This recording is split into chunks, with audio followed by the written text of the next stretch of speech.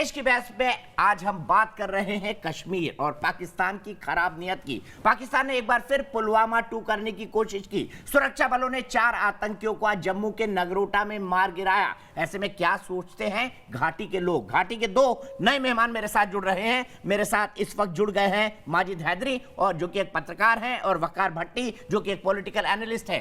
लेकिन दोनों को मैं जोड़ूं, अपने बाकी पैनल को इंट्रोड्यूस करूं। मेरे साथ RSN सिंह साहब भी हैं, मेरे साथ प्रेम शुक्ला जी भी हैं। लेकिन उससे पहले मैं आपको सुनाना चाहता हूं महबूबा मुफ्ती ने कैसे आतंकवाद को जस्टिफाई किया था। सुनिए, PDP की मुखिया और पूर्व मुख्यमंत्री महबूबा मुफ्ती कश्मीरी युवाओं को भड़काती नजर आई थी। उन्होंने कहा युवाओं के पास बंदूक उठाने के अलावा दूसरा विकल्प नहीं बचा है।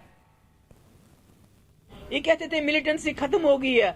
आज एक एक गांव से 10-10, 15-15 लड़के एक साथ चले जाते हैं, क्योंकि आपने जो एक आवाज थी तमाम आवाजों को बंद कर दिया है। आपने लोगों के पास कोई रास्ता ही नहीं छोड़ा है, बीच का रास्ता ही नहीं छोड़ा है। लड़का सोचता है या तो मुझे जेल जाना है या बंदूक उठानी है, तो अच्छा है मैं बंदूक उठाऊं तो मैं मर जाऊं, वो ज्यादा बेहतर है जेल जाने से, क्योंकि बात नहीं करने देते आप किसी को। ठीक है, सीधे सोहेल का आदमी जुड़ रहे हैं, फिर दोनों की प्रतिक्रिया लूंगा, वकार भट्टी की भी कि वो कब बंदूक उठाएंगे, और माजिद हैदरी की भी कि बंदूक उठाने से उनको दाल रोटी मिल जाएगी क्या। दोनों पर बात होगी। सीधे चलता हूं सोहेल का आदमी के पास जम्मू। सोहेल भाई, ये बताइए कि आपको लगता है कि बंदूक उठाना ही एक सॉल्यूशन है?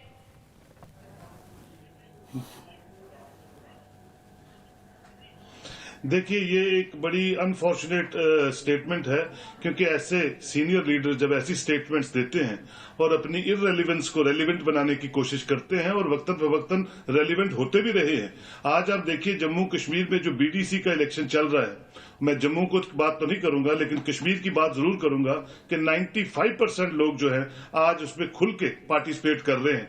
और वो जो माहौल है कश्मीर में इस वक्त बना हुआ BDC इलेक्शंस का, वो इस तरह का है कि लोग किसी तरह चुने चुनाए नुमाइंदे चाहते हैं, अमन अमान चाहते हैं। और ये 5%, मैं हमेशा कहता हूं 3-4% लोग हैं जो पिछले 70 साल से कश्मीर के बच्चों को, कश्मीर के बुजुर्गों को, कश्मीर के लोगों को और खासकर जो हमारी इंस्टीट्यूशंस हैं, मजहबी इंस्टीट्यूशंस हैं, उनको गुमराह करते रहते हैं। और कश्मीर आज तक एक अच्छी डगर पे नहीं चल पाया है। सोहेल भाई को बनाए रखे फ्रेम में। माजिद हैदरी मेरे साथ है। माजिद हैदरी आपके राज्य से आते हैं, आप भी आलोचना करिए महबूबा मुफ्ती के इस बयान की। बोलिए महबूबा मुफ्ती ने गलत कहा है, और कहिए कि बंदूक उठाना कोई सॉल्यूशन नहीं हो सकता। और अगर एक सॉल्यूशन है तो माजिद हैदरी बंदूक उठा ले। कल गन लेके बैठे यहाँ पर AK-47 मिल जाएगी आपको, चाइना मेड।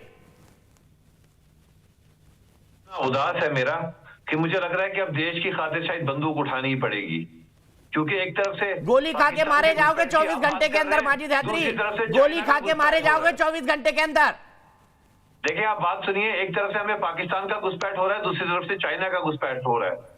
आज जहां वो 200 किलोमीटर में वहां घुसपैठिए घूम रहे थे, वहां आज चाइना ने बता दिया कि हम लोग लद्दाख से नहीं निकलेंगे। अपनी बात करो ना भाई, चाइना चाइना चिल्लाने लगे। आपका ही चचा है चाइना, जिसको फारूक अब्दुल्ला बोल रहे हैं कि आइए 370 लगा दीजिए। आपका ही चचा है चाइना, जाइए ना चाइना में रहिए। ये माजिद हैदरी नाम भी नहीं रख पाएंगे, ये माजिद हैदरी नाम भी नहीं रख पाएंगे। भट्टी साहब, अगर आप नेशनलिस्ट से तो बताइए महबूबा मुफ्ती ने जो कहा गलत कहा। रहने दीजिए माजिद हैदरी को, उल्टी बात करते हैं हमेशा। बात क्या होती है और एजेंडा कहाँ ले जाते हैं? भट्टी साहब बताइए। इतनी खराब हालत नहीं देख सकता। मुझे बंदूक दिलाइए कृपया करके। महबूबा ने जो कहा, आपको बंदूक नहीं गोली मिलेगी, गोली। वकार भट्टी, सुनिए दीपक जी, सुनिए जो दीपक जी, महबूबा ने जो कहा उस पर तो मैं बात रखूंगा, क्योंकि उनकी एक वर्ड पॉलिटिक्स है। लेकिन आप मोदी साहब से सवाल जरूर पूछिए कि मोदी साहब ने और अमित शाह ने बोला था कि 370 हटाना इसलिए जरूरी है क्योंकि वहां मिलिटेंसी को खत्म करना है। हाँ, तो मिलिटेंसी खत्म हो रही है, खत्म हो रही है वहाँ मिलिटेंसी। भट्टी साहब, अभी सुना आपने भाई को, सोहेल भाई को सुना। 95% लोग कश्मीर में DDC चुनाव में भाग ले रहे हैं। सोहेल भाई बताइए क्या असर पड़ा है मिलिटेंसी पे? सुन लीजिए भट्टी साहब, सुन लीजिए। सोहेल भाई बताइए। सोहेल भाई बताइए। बोल रहे थे ना, माजिद साहब जो बोल रहे थे, जो माजिद हैदरी साहब बोल रहे थे, इससे पहले एक जम्मू के फेक जर्नलिस्ट सुहेल काजमी साहब बोल रहे, जिनको सर फेक जर्नलिस्ट नहीं, वो मेरे दर्शक है। कृपया अपनी जबान पर कंट्रोल रखें। आपके लिए भी मैं बोल सकता हूँ पाकिस्तान के दलाल, बोलूं आपको अच्छा लगेगा। वो मेरे सिर्फ एक दर्शक हैं, आप पाकिस्तान की दलाली ना करें, बेहतर होगा। बताइए और सुनिए, सोहेल भाई बताइए सुनिए, क्या हो रहा है? पाकिस्तान की कश्मीर में दलाली- 95% लोग पाकिस्तान की इलेक्शन में दलाली भाग ले रहे हैं या करते नहीं? RSS के, पाकिस्तान की दलाली करते हैं आरएसएस के, अमित शाह के, सुहेल अच्छा, काजमी ऑडियो कब जैसे, इनका? जम्मू सोहेल में भाई को रविंद्र बोलने रैना दीजिए। जैसे entertainment सोहेल भाई को जो बोलने करते हैं, दीजिए। पाकिस्तान ये की सुनेंगे दलाली, लोग, आपको ही पाकिस्तान पत्थर की मारेंगे। दलाली, कोई भी कभी असली दिल्ली में कश्मीरी आकर नहीं पत्थर करता। पड़ेंगे आपको। पाकिस्तान की दलाली वकार असली भट्टी, कश्मीरी नहीं सोहेल भाई करता। बोलिए। पाकिस्तान की दलाली असली जम्मू कश्मीर। देखिए भट्टी साहब सुनिए, मैं किसी पॉलिटिकल पार्टी के साथ नहीं जुड़ा हूं, ना मैंने कोई इलेक्शन लड़ी है, ना मैं लड़ने का शौक रखता हूं। मैं छोटा सा एक जर्नलिस्ट हूं, मैं अपना पॉइंट ऑफ व्यू रख रहा हूं। दूसरी बात, जहां तक आपने कही, हमारे आपके इलाके में भी, पूरे पीर पंचाल में भी, पूरे चिनाब वैली में भी जो बीडीसी का बिगुल बजा हुआ है और जिस तरह के लोग पार्टिसिपेट कर रहे हैं, वो मैं उसकी उम्मीद करता हूं कि वो चाहते हैं कि जिस पटरी से हम 1 साल से उतरे हुए हैं, उस पटरी पे डेमोक्रेटिकल इंस्टीट्यूशन मजबूत हों। वो सिर्फ कहीं ना कहीं बीजेपी को हराने के लिए आए हैं मैदान में, बस इससे ज्यादा कुछ चलिए नहीं अच्छा है, भले से सिर्फ BJP अच्छी को बात है हराने बीजेपी के हार लिए जाए। आए हैं। अगर वहाँ का प्रजातंत्र ये बिल्कुल चाहता अच्छी है बात। तो आपको तो खुशी आप होनी चाहिए ना। कश्मीर आप तो इस आप- इलेक्शन में ही अड़ंगा डाल रहे हैं। देखिए, सिंह साहब माजिद हैदरी सुनिए, और भट्टी जैसे लोग सुनिए, महबूबा मुफ्ती की आलोचना क्यों नहीं करते? मुझे इसका कश्मीर रीजन घाटी समझाइए। के कश्मीर महबूबा आपकी बुआ लगती है जी, मेरी कुछ नहीं लगती है। और ये जो लगा है ना, अब महबूबा आपकी बुआ लगती है, मेरी क्या लगती है? ये देखिए, सर मेरी ऐसी बुआ होती तो अब तक खुदकुशी कर लेता मैं। उनके तो पिता ने मुझे भी कोई 72 पूरे मिल जाती। मेरी ऐसी बुआ लगती, खुदकुशी कर लेता मैं। आगे सिंह साहब आप बोलिए प्लीज। मेरी कुछ नहीं कंक्लूडिंग लगती है। कमेंट प्रेम शुक्ला जी से लूंगा। वो मेरी कुछ नहीं लगती। आपकी बहन बुआ फूफी जो मानना मान लीजिए, भाई हर कश्मीरी तो भाई भाई है ना, तो आप भाई बहन हुए। आरपीसी RSS सिंह साहब बोलिए। डेली सोशल मीडिया में नहीं, मैं कह रहा था कि बहुत लंबे समय तक ये मुफ्ती का महबूबा मुफ्ती का परिवार और अब्दुल्ला का परिवार ने राज किया। उस समय आपने क्या तुम्हें किया? कर लो। सूरत हाल तुम्हें कर लो यार। सूरत हाल बदलने के लिए आपने तुम्हें क्या कहीं क्या राज हो किया? नहीं अगर रहा, आप दूसरों पे मानते जलन आती रहती है हैं कि तुम्हें। स्थिति ऐसी हो गई है, तो आपने क्या किया? आपके बच्चे तो बाहर चले गए। आपको मतलब मुंबई ठीक है, सब जगह ठीक है, लेकिन आपके यहाँ आपको 370 चाहिए। अब बात है जहां तक 370 की, तो मैं आपको बताता हूँ 370 को हटाना क्यों जरूरी था। ये बताएंगे क्योंकि आप। आपने ये उसको बताएंगे। अल्लाह का इनको भेजा अपना हुआ नहीं पता, आर्टिकल ये बताएंगे। 786 मान दिया था। डेली इस्लाम के अगर खिलाफ आप एक कमेंट्स करते कश्मीरी रहते हैं और हिंदू कुछ से पता ही नहीं है। पूछेंगे कि उसको पता चाहिए क्या है आपको? 370, वही हिंदू जिसको आपने भगाया था, याद रखिए, किसको वो भगाया नहीं था? चाहता 370। किसको भगाया था? तो ये कश्मीर तो नहीं चाहता था ना 370। वो तो अच्छा, आप ओरिजिनल चाहते थे। ओरिजिनल कश्मीरी है। आपके वो तो अच्छा। ओरिजिनल कश्मीरी है ना। अच्छा। उन्होंने अच्छा। 2 रुपए के लिए अपना मजहब में वो देखिए, धर्म से दीपक मजहब जी, की आज तरफ हम 2 मिनट की मतलब शांति नहीं है रख ना। सकते हैं इस मंच तो पे। ये बताइए कि कि हमने क्यों लगाम भेज 370 दिया, का ये तो 2 मिनट की शांति हो सकती है। ये 786 है। आप भी उसको जिहाद के चश्मे से देखते हो और पाकिस्तान भी उसको जिहाद के चश्मे से देखता है। आर्टिकल 370 को पाकिस्तान से उसको तुम्हारी रिश्तेदारी आर्टिकल का अल्लाह का भेजा हुआ 786 देखता पाकिस्तानी करते है। रहते और हो। इसीलिए प्रॉक्सी वॉर चल रही है कि आप सबने चश्मा एक जैसा पहन रखा है और बाकी आप पाकिस्तान, हाँ। अंग्रेजी बोलते जाइए। आप अरे कौन हु इज बॉदर्ड यार, उठाओ ना गन। दीपक जी कृपया करके 2 मिनट यार जिस दिन मैंने भारत उठाई ना, माता सबसे के पहले रखवाले तेरा बहुत नंबर हैं। लगेगा। भारत माता के रखवाले खत्म नहीं होंगे। तुम्हारा जिहाद, तुम्हारी उल्टी धारा चलेगी। गजवाए हिंद की ठीक है, हंस लो भट्टी, हंस लो भट्टी, हंस लो, लेकिन मेरी बात सुनो। सिंह साहब मैं एक फिगर पढ़ना चाहता हूँ। सिंह साहब मैं एक फिगर पढ़ना चाहता हूँ, फिर उसके बाद क्लोजिंग कमेंट प्रेम शुक्ला जी से लूंगा। काफिरों का बनाया हुआ ये। अरे सुनो यार, और सुनिए यार, तुम्हारा हिला तो आप जैसे कश्मीरियों का है जो जिस थाली में खाते हैं उसी में छेद करते हैं। भट्टी साहब जिस थाली में खाते हैं उसी में छेद करते हैं। पुरसा हिला। सुनिए मैं एक फिगर बोल रहा हूँ, किसी का ऑडियो नहीं, सिर्फ मेरा ऑडियो आपका सुन लीजिए। भट्टी जी एक फिगर तो सुन लीजिए।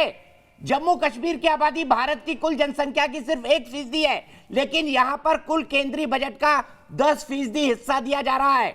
उत्तर प्रदेश जहां देश की आबादी 13% है, वहां पर सिर्फ केंद्रीय बजट का 8.2% जाता है।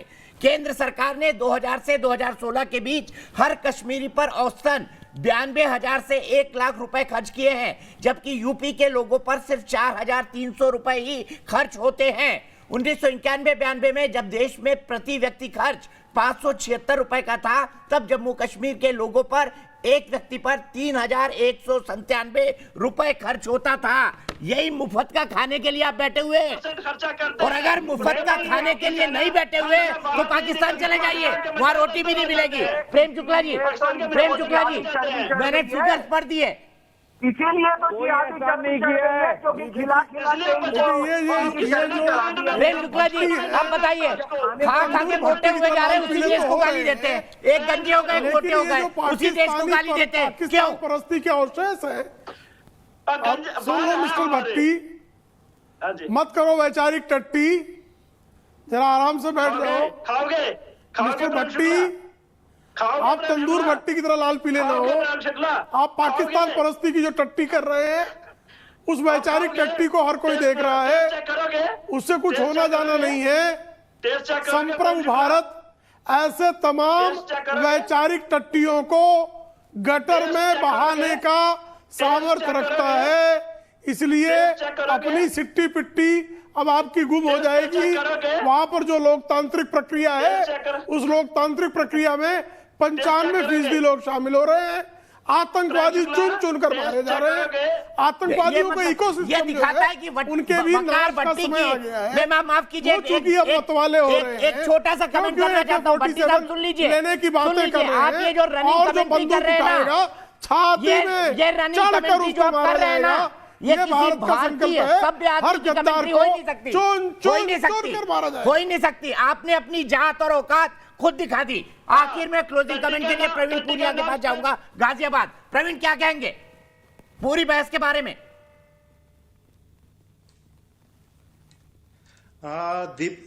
दीपक जी, ये जो गुपकार गैंग है, ये गुपकार कम गद्दार गैंग ज्यादा है, और ये एक परिवारों का संगठन है।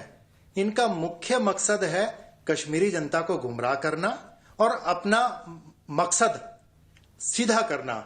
राजनीति एक चीज और पूछना चाहूंगा, अभी आप सुन रहे थे वकार भट्टी को और माजिद हैदरी को, जिस प्रकार केंद्र में। सुनिए प्रवीण जी, अभी आप सुन रहे थे माजिद हैदरी और वकार भट्टी को। मैंने बताया कि हमारे यहाँ केंद्रीय बजट का सबसे ज्यादा 10% 1947 पे अगर किसी एक राज्य पर खर्च हुआ है, 1% जनसंख्या होने के बावजूद वो जम्मू कश्मीर है। खाते हमारे यहाँ की है, गाते कहीं और की क्यों है? बताइए, दोनों बैठे हुए हैं। एक छोटा सा कंक्लूडिंग कमेंट चाहूंगा आपसे।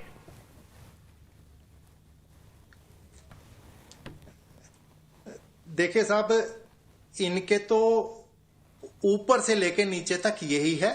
अब खाते जो इनका नेतृत्व है, जो मुख्य नेतृत्व है, जो एक परिवार है, कुछ परिवार है, केंद्र का पैसा उनके पास आता है और वो खा जाता है। उनका मकसद यही है, किसी भी तरीके से केंद्र से पैसा हासिल करना और अपनी उन्नति का ध्यान रखना। कश्मीरियत का उनके आगे कुछ मतलब नहीं है, उनको कश्मीरियत से कुछ मतलब नहीं है, केवल उनको अपने परिवार खुद से मतलब है।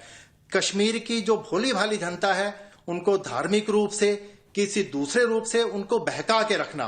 ठीक है, लेकिन मैं आपको आज भट्टी साहब और आपको मिस्टर माजिद हैदरी, मैं आपको बताना चाहता हूं, ये जो आप कहते हैं ना कश्मीर सिर्फ कश्मीरियों का है, कश्मीर पूरे हिंदुस्तान के हर उस आदमी का है जो हिंदुस्तान के लिए भारत माता की जय बोलता है, राष्ट्रगान गाता है, और कश्मीर में वो भारतवासी भी जमीन खरीदने का अधिकार रखता है। माजिद हैदरी अगर दिल्ली में जमीन खरीद सकते हैं तो दीपक चौरसिया श्रीनगर में क्यों नहीं? इसी सवाल के साथ मैं आज बहस को यही समाप्त करूंगा। इस मुद्दे पर एक दिन फिर आपसे बहस करूंगा। फिलहाल एक ब्रेक, लेकिन न्यूज नेशन पर खबरों का सिलसिला लगातार जारी है।